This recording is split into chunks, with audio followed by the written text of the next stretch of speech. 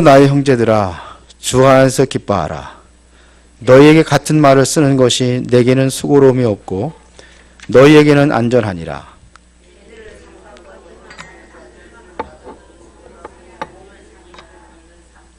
하나님의 성령으로 봉사하며 그리스도 예수로 자랑하고 육체를 신뢰하지 아니하는 우리가 곧 할례파라.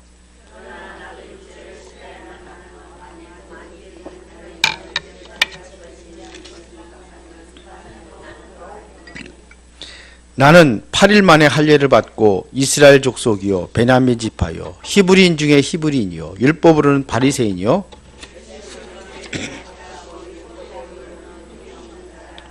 그러나 무엇이든지 내게 유익하던 것을 내가 그리스도를 위하여 다 해로 여길 뿐더러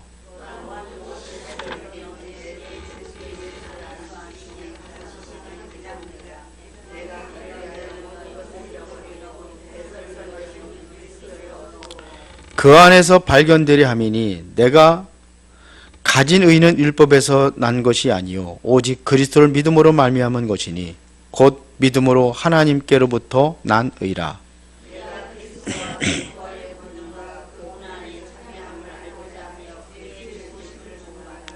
어떻게 해서든지 죽은 자 가운데서 부활에 이르려 하노니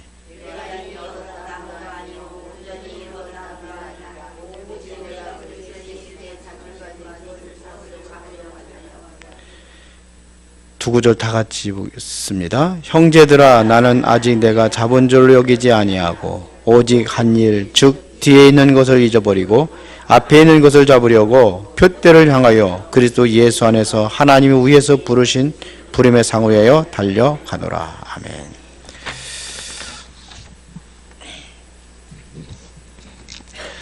아멘. 지난주에는 개인 본인 치유에 대해서 우리가 말씀을 들었는데 왜 우리가 치유 사역을 해야 될 이유가 뭐냐? 중요합니다. 앞으로 점점 힘들어가는 그러한 시대가 오기 때문에 그렇습니다. 그래서 우리가 이제는 준비하는 겁니다. 뭘 준비하느냐? 치유에 대한 준비입니다.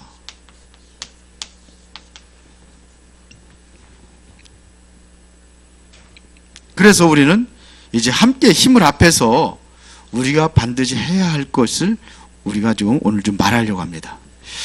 자, 우리는 치유 사역은요, 이것은 단기가 아닙니다. 장기적인 전략을 가지고 해야 됩니다.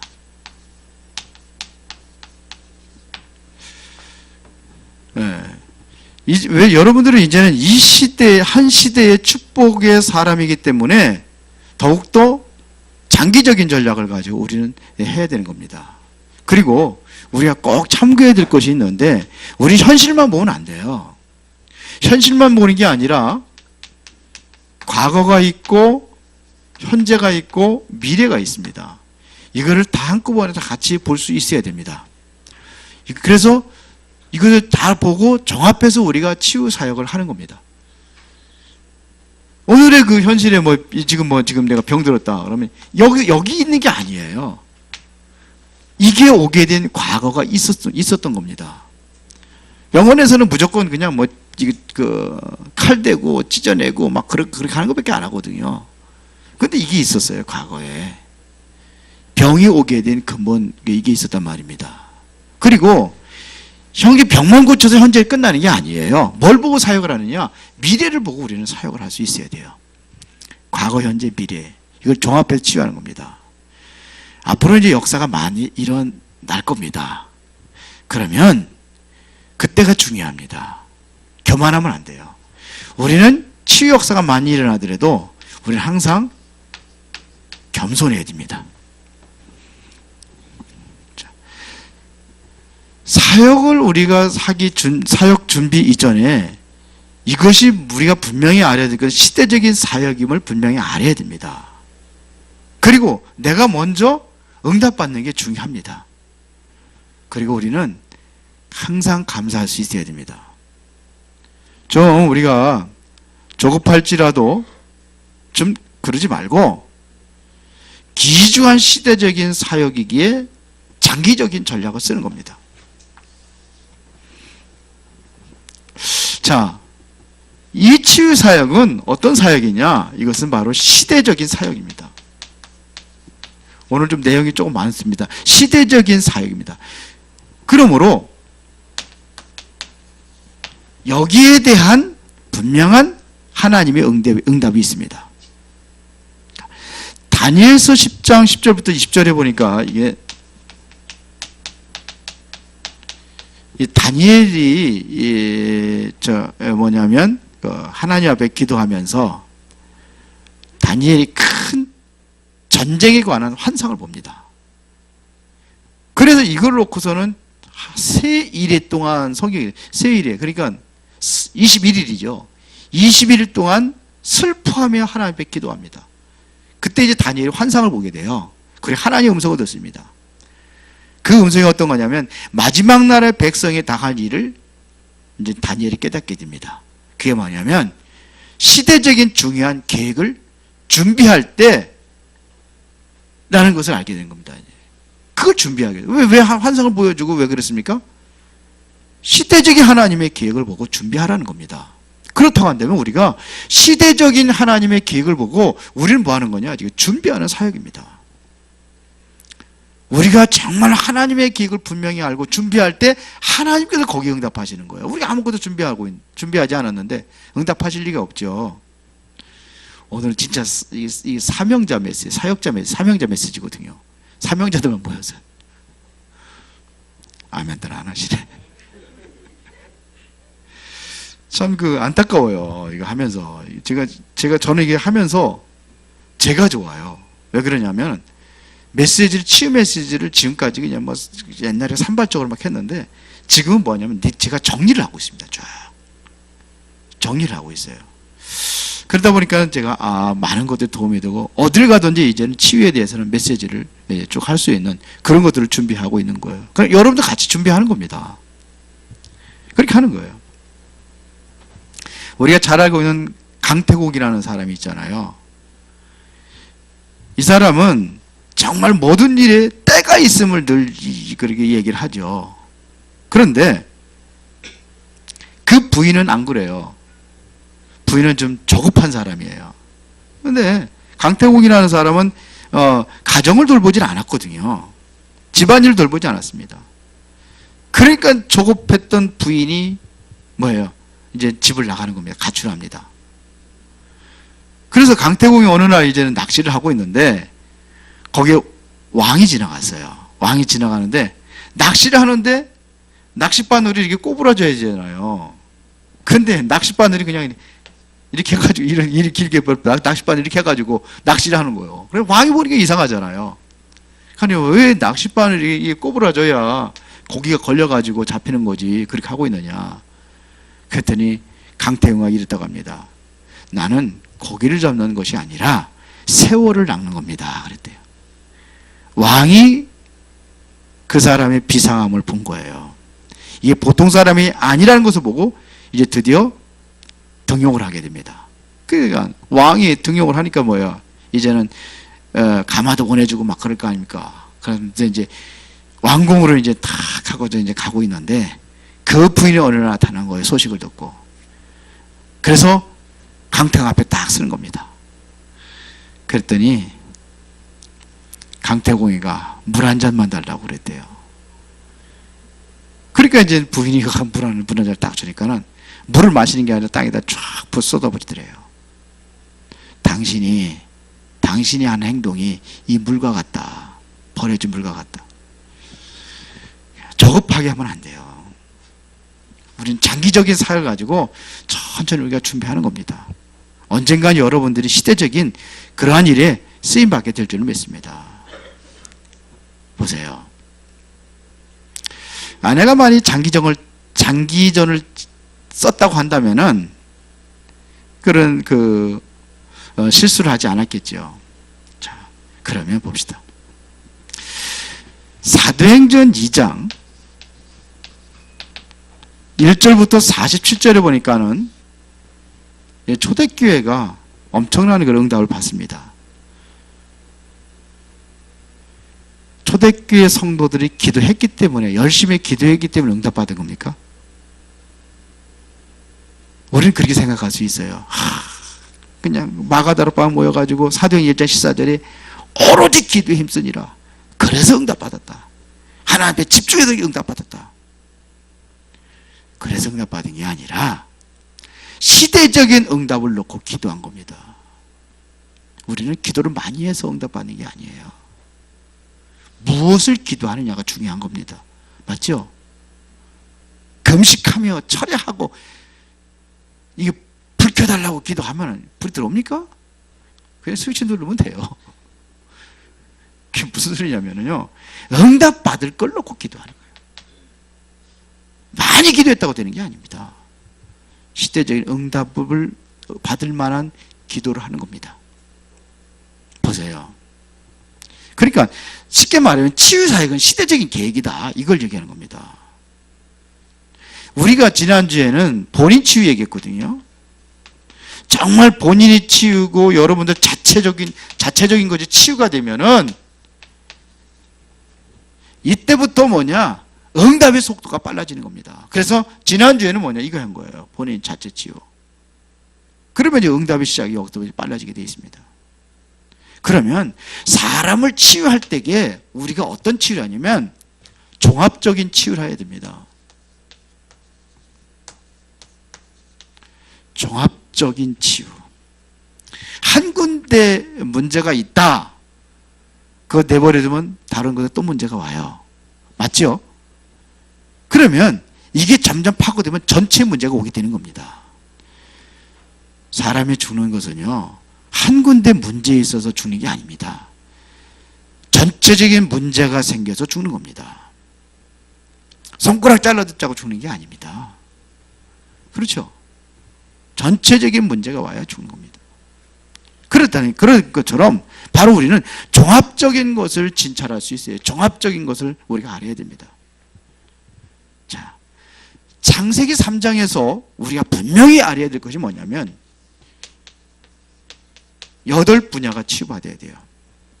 창세기 3장에서 보면은 어떤 문제가 있냐면 가장 먼저 온 게 뭐냐, 영적 문제입니다. 이게 왔어요. 맞죠? 에덴 동산에 누가 들어오냐, 사단이 들어와 가지고 영적인 문제를 일으켰어요. 네가 하나님처럼 된다고 그랬어요. 선악과 먹으면. 이거는 영적인 큰 혼란을 갖다 준 겁니다. 사단이. 우리가 어떻게 하나님처럼 될 수 있습니까? 그렇게 깨웠어요. 지금도 그런 교리를 가지고 지금도 한다니까요. 네 인생 네가 책임져야 된다, 그렇게 하잖아요. 맞는 거잖아요. 이게 영적인 문제를 갖다 주는 거예요. 그래서 문제가 뭐냐면 마음의 문제가 왔습니다. 마음에 제가 그 그림 그려가지고 설명한 거 있죠. 마음에는 가장 소중한 게 들어있어요. 생명입니다. 하나님, 그래서 무릇 지킬 만한 것보다 더욱 내 마음을 지켜라. 생명의 근원이 이에서 남이라 그랬어요. 마음이 도둑질당한 거예요. 마음에 뭐가 왔냐? 상처가 온 겁니다. 아담과 하와가 뭐냐? 서로가 상처받는 그런 일이 일어났습니다. 그러면서 보세요. 그러다 보니까 뭐냐? 늘 근심, 걱정, 불안, 두려움, 이게 정신 문제가 왔어요. 하나님 보고 두려워서 숨었다고 그랬어요. 그렇죠? 정신 문제입니다. 이게 치유받아야 돼요. 뭐가 문제가 오느냐? 생활의 문제가 왔습니다. 에덴 동산에서 쫓겨납니다. 생활의 감성에 문제가 왔어요. 무슨 문제가 왔느냐? 엉겅퀴 가시덩굴이 돋아나는 거예요. 땅까지. 정상적인 생활이 안 되는 거예요. 네 가지가 중요하거든요. 자, 여기서 끝난 게 아니라 실제적으로 육신 문제가 왔습니다. 종신토록 땀을 흘려 땅에 소산을 먹으리라 그래요. 땀을 흘려야 돼요. 그리고 뭐냐? 엉겅퀴 가시덩굴이 돋아나니까 이게 고통이 오는, 육신적인 고통이 오는 겁니다. 여기서 끝나는 게 아니라 이게 뭐냐? 가족 문제로 연결됩니다. 여기 어디로 뭐냐? 무슨 문제가 왔느냐? 경제 문제가 왔습니다. 내가 수고하고 노력한 만큼 이게 대가가 나와야 되는데 안 되는 거예요. 열심히 하는데 오는 거예요. 경제 문제. 마지막에 이게 뭐냐, 사회와 이게 정치 문제까지 연결되는 겁니다. 8분야가 치유받아야 돼요. 그래서 제일 먼저 뭐냐, 영적인 병이 치유받아야 됩니다. 그렇죠? 상세히 3장 1절부터 20절에 영적인 치유. 어디가 치유받아야 되냐? 마음이 치유받아야 됩니다. 마태복음 11장 28절에 수고하고 무거운 짐자들아 다 내게로 와 내가 너희를 쉬게 하리라. 우리 인생에 우리가 살고 있는 이 땅에 재앙이 왔단 말입니다. 그 재앙의 배경이 뭐냐? 영적인 문제예요. 그걸 치유받아야 된다는 얘기입니다. 그뿐만 아니라 마음이 병들었어요. 언제는 내 뼈 중에 뼈, 내 살 중에 살이라고 그랬던 아담이 하나님 만들어준 저 여자가 나 따먹게 털을 얼마 이게 나왔어요. 그러니까 불안하고 두렵고 정신문제였어요. 이게 치유받아야 되는 거예요. 보면 보세요. 사도행전 16장 16절부터 18절에 이게 저 많은 귀신들은 이제 이게 정신문제예요. 이게 치유받는 겁니다. 물론 말이지 마가복음 5장에 보면 군대 귀신자 있어요. 이런 치유받아야 됩니다. 그리고 뭐냐, 생활 치유가 돼야 돼요. 자꾸 어디에 빠져버리냐, 완전히. 사도행전 13장 4절부터 12절까지 보면은 무속 보세요. 무속에 완전히 빠져버렸습니다. 그래서 잘 보세요.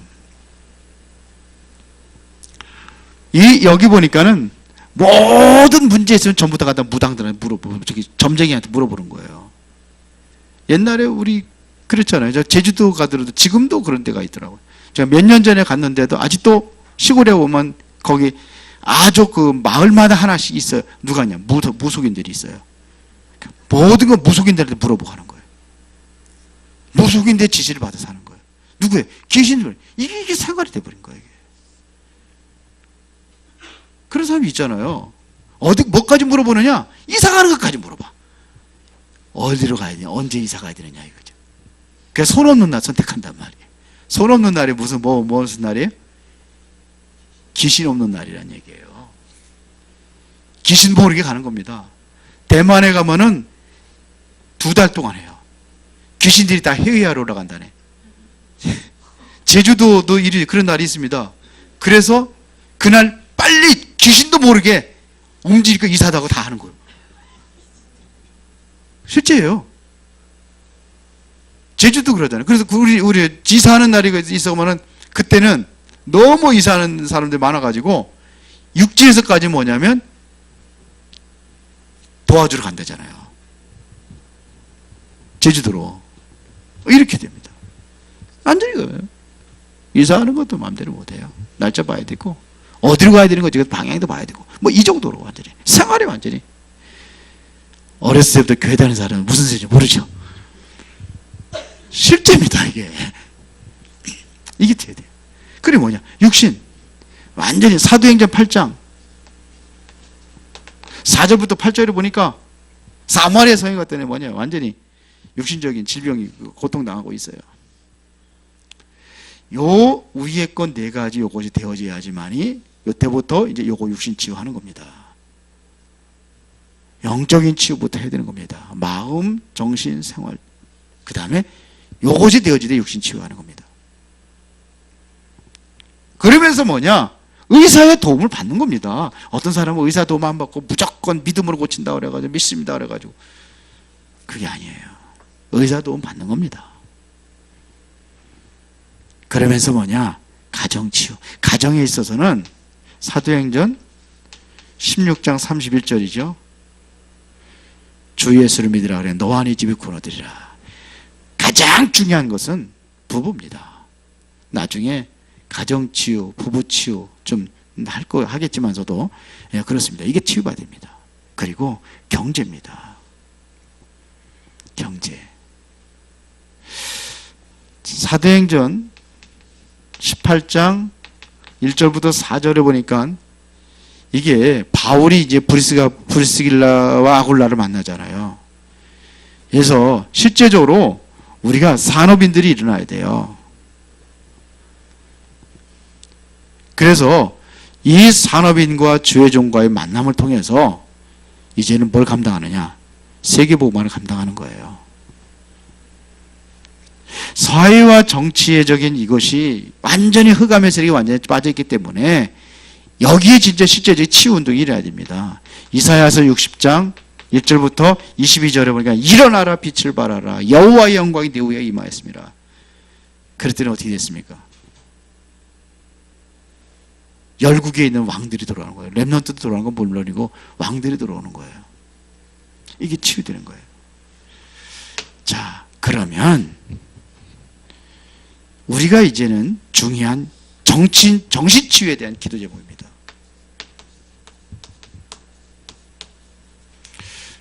우리 이 기도 제목을 한번 나눠보겠습니다. 우리는 치유에 있어서 준비하는 거기 때문에요. 좀 체계적인 준비가 있어야 됩니다. 체계를 갖추고 우리가 이게 치유에 대한 조직을 짜야 됩니다. 그러면 뭐냐? 조직을 짜고 내용 있게 뭐냐? 우리가 훈련도 하고 그게 지금 뭐냐? 치유학교 하는 겁니다. 훈련도 하고 그리고 과학적이면서도 영적으로 해야 되는 겁니다. 그래서 정말 여기서 만들어야 될 것이 뭐냐면 사명자입니다. 이거는 사명을 갖고 해야 됩니다. 사명이 없으면 안 돼요. 그리고 조직을 짜는 겁니다. 좀 과학적으로 해야 됩니다. 과학적이면서도 영적으로 해야 돼요. 여러 치유를 우리가 하는 겁니다. 자, 그러면 하나님이 원하시는 단계가 있습니다. 치유에 대한 단계입니다. 어떤 단계이냐면 가장 중요한 것은 뭐냐면 영적인 치유입니다. 이걸 해야 돼요. 이걸 누가 하나요? 영적인 것은. 이것은 세상에 있는 누구도 할 수가 없는 거예요. 이거는 하나님만이 할 수 있는 겁니다. 아무리 그 사람이 의학에 대한 뛰어난 그런 학문을 갖췄다 할지라도 할 수가 없어요. 이거는 하나님만이 하시는 겁니다. 그 다음에 두 번째는 뭐냐? 우상입니다. 우상을 완전히 무너져야 됩니다. 우상을 막는 겁니다. 우상에 대한 그냥 뭐 제사 지내지 말아라 이러면 안 돼요. 왜 제사를 지내면 안 되는 이유를 설명해 줘야 되는 겁니다. 그렇죠? 우상 숭배하는 사람한테 왜 우상 숭배하면 안 되는지 그 이유를 설명해 줘야 됩니다. 이게 돼야 돼요. 지난번에 우리 몇 년 전에 매개동에 가가지고 무당집 하나 철거했잖아요. 같이 갔을 때 뭐부터 했습니까? 이거 얘기해 주는 거예요. 무당. 본인들이 원했으니까요. 근데 원했는데 못 하는 거라. 그러니까 가서 다 철거한다고 문제가 되는 게 아니잖아요. 이유를 설명해 드릴 거 아닙니까? 이유를 설명해 주는 거예요. 성경적으로 이유를 설명해 주는 겁니다. 우상 숭배해서 당신에게 왔던 문제들. 이게 뭐 때문에? 그것 때문에 온 거고. 두려워하지 말아라. 영접했기 때문에 당신 하나님의 자녀이기 때문에 아무 걱정 없다. 여기에요. 사단이라는 존재는 내가 두려워할 때 통로가 되는 겁니다. 그렇죠. 욥이라는 사람이 두려워한 것이 있었어요. 이러다가 또 혹시 우리에게 자녀들이 문제가 있을 거 아닌가. 거기에 사단의 통로가 되어버린 거예요. 염려하는 게 이게 사단의 통로입니다. 그 염려하는 자를 사단이 찾고 다닌다고 그러잖아요. 두루 삼킬 자를 찾는 게 누구예요? 염려하는 자들이요. 그런 게 사단의 통로예요. 그래서 그거를 이제는 설명을 해주는 겁니다. 그리고 철거를 해야 되는 거예요. 이게 없어져야 되는 거예요. 그 다음에 중요한 것은 정신병에서는 가족입니다. 가족에 대한 하나님의 계획이 있습니다. 가족 중에 하나님의 사명자가 있습니다. 그러면서 뭐까지 치유게 되냐? 가족의 팀, 환경까지 치유가 되는 겁니다. 정신병에 시작은 어디서 오느냐? 가정에서 옵니다. 정신병의 원인 제공을 누가 하느냐? 가족 식구들이 합니다. 아시겠어요? 아담을 건드린 게 누굽니까? 하와가 건드렸어요. 하와가 이긴 거예요. 그래서 사단의 통로가 그렇게 되는 겁니다. 누구 때문에 상처받습니까? 가족 때문에 상처받습니다. 가장 가까이 있는 사람한테 상처받고 정신 문제가 여기서 오는 겁니다. 100%입니다. 물론 요거 영적인 배경이죠. 이렇게 우상거리에서 가족을 통해 가지고 사단의 역사를 하는 거예요. 그래서 정신 문제까지 오게 합니다. 그러면 어떻게 되냐? 가족 중에서 사명자가 나와야 돼요.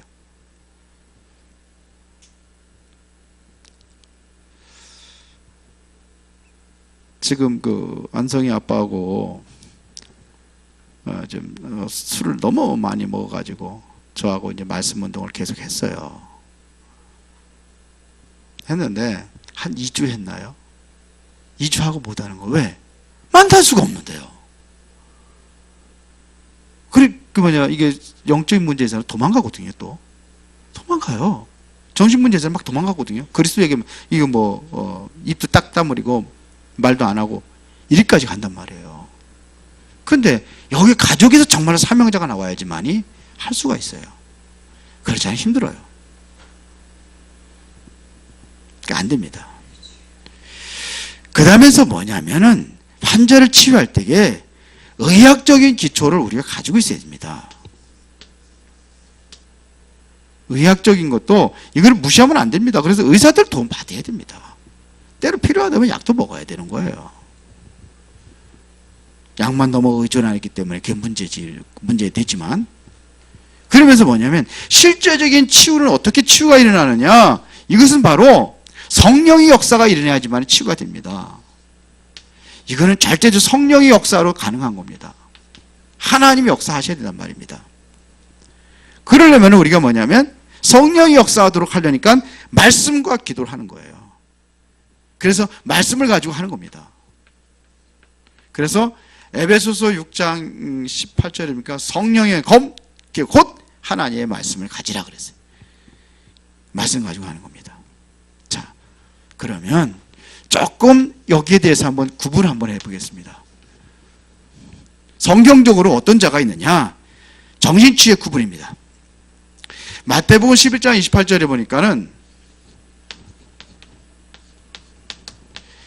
수고하고 무거운 짐이라는 것은 뭐냐면 인생에 뭔가 무거운 짐을 가지고 있는 겁니다.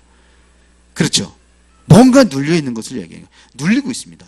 그러다 보니까 뭐예요? 이게 뭐냐? 조급한 마음의 병이 온 겁니다. 이런 사람들이 있어요. 이게 바로 정신병의 시작입니다. 영적인 짐, 마음의 짐에 꽉 눌려 있습니다. 이게 정신병의 시작입니다. 마음에서 옵니다.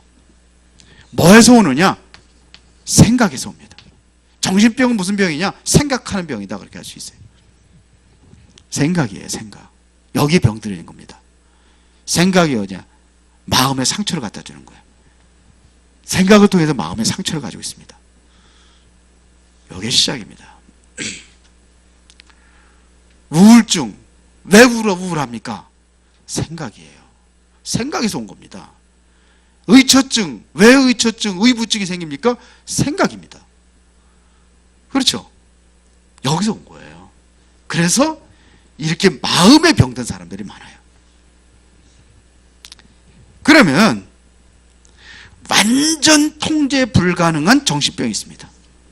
그것을 마가복음 5장 1절부터 10절까지 더 나가야 되지만서도 10절까지 군대 귀신이 들렸어요. 아무도 통제하지 못합니다. 어느 정도였냐면 자기가 자기 몸을 상해요. 그리고 쇠사슬로 묶어놨는데도 그것까지도 끊고 돌아다녀요. 얼마나 귀신이 센지 무덤 사이에 돌아다니면서 막 해치고 통제 불가능한 사람이 있어요. 여기 김동건 목사님, 누구, 그 누굽니까? 아마 딸하고 아들인지 결혼했던 사람 여기 바로 살아요. 그 저기 백권사님인가? 백권. 근데 다른 데 이사 갔는데 그분이 아들이 죽었어요.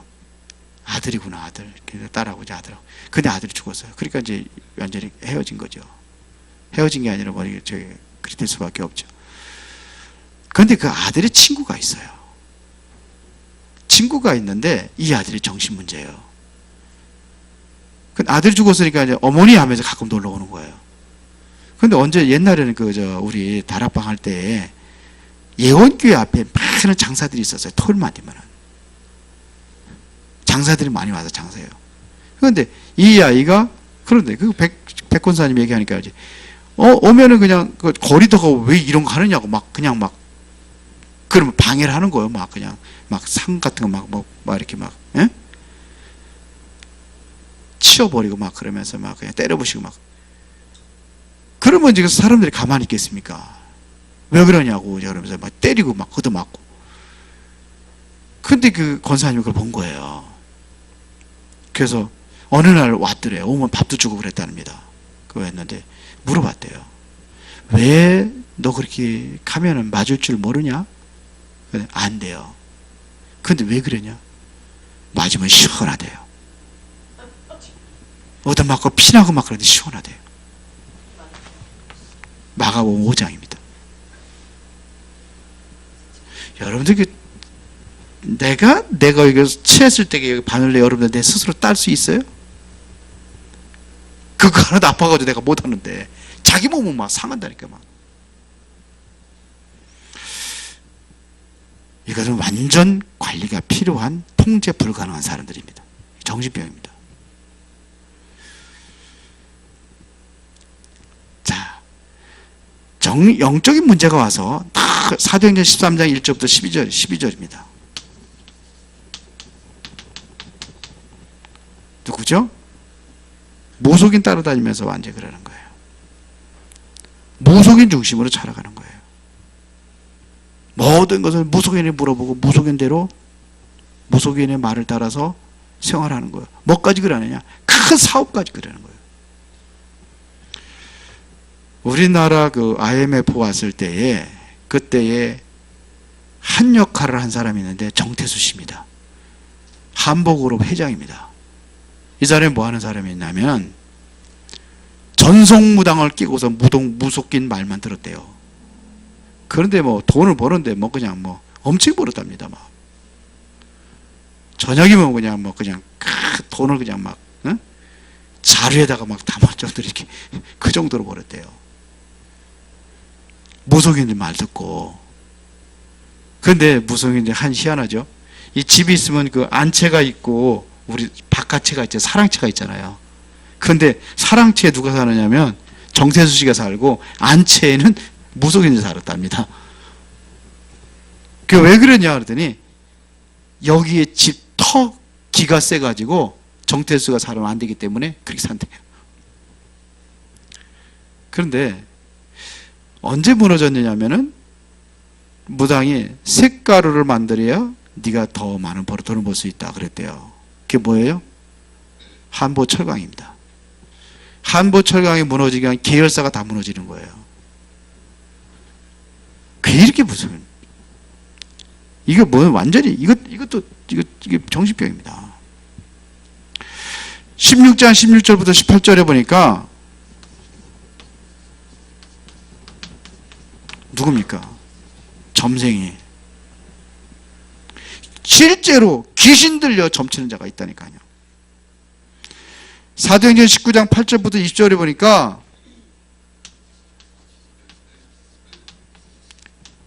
완전히 뭐에 빠져버리느냐? 완전히 우상에 빠진 사람도 있습니다. 이런 문제가 있어요. 실제적으로 뭐냐?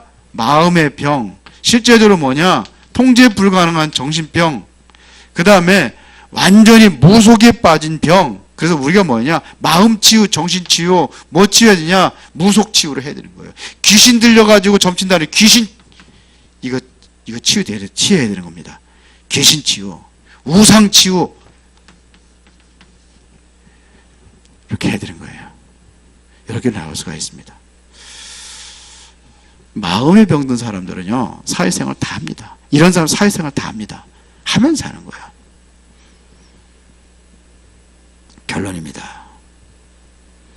우리가 정말로 기도해야 될 것이 뭐냐면 치유 조직입니다. 치유팀이라고 하겠습니다. 치유팀. 이게 필요합니다.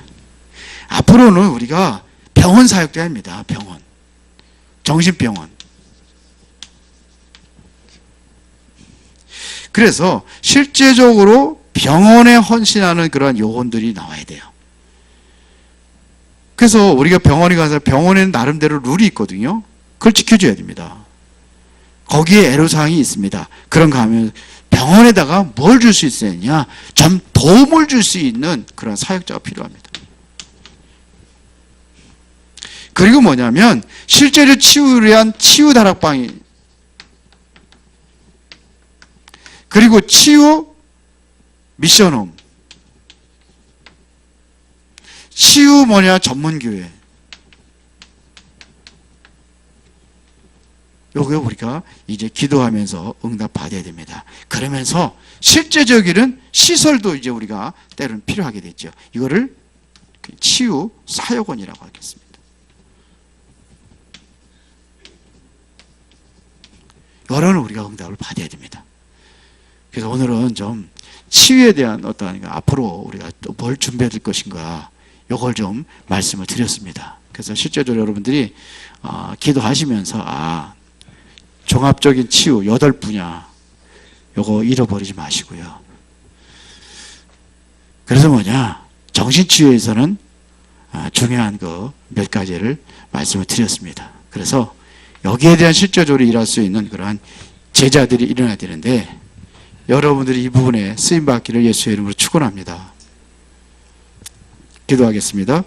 살아계신 아버지 하나님, 진실로 감사를 드립니다. 이제 우리에게 종합적인 치유와 여기에 준비된 참된 그리스도의 치유 사역자들이 필요합니다. 이를 위해서 쓰임받는 온 성도들이 되어지도록 성령이 역사하여 주시옵소서. 예수 그리스도 이름으로 기도드리옵나이다. 아멘.